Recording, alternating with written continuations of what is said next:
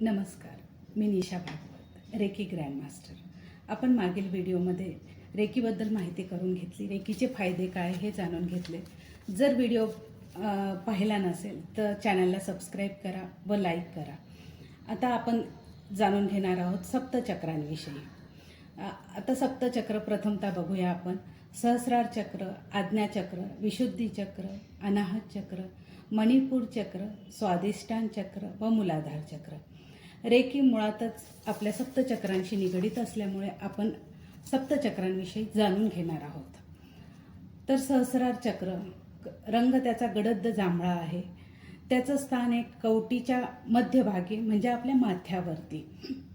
याचा संबंध पिनियल ग्रंथी मेंदूशी निगडीत आहे. त्याचं तत्वांच्या पलीकडे आहेत. पाकळ्या 1000 आहेत. त्याचं बीजाक्षर ओम असे आहे.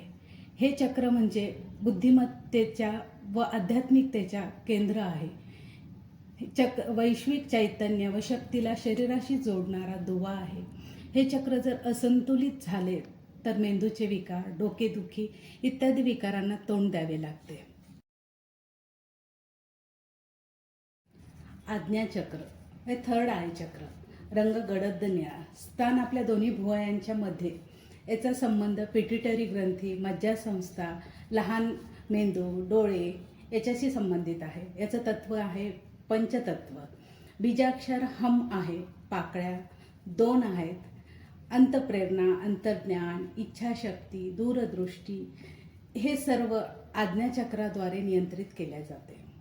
हे चक्र असंतुलित झाल्यास मज्जासंस्थेचे विकार, मानसिक असंतुलन इत्यादी विकारांना तोंड द्यावे लागते.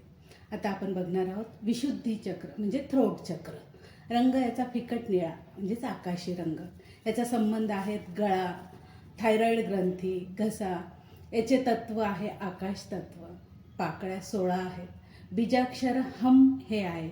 हे चक्र स्वरयंत्र, संवाद कौशल्य, घशाचे आरोग्य याच्यावर नियंत्रण ठेवते.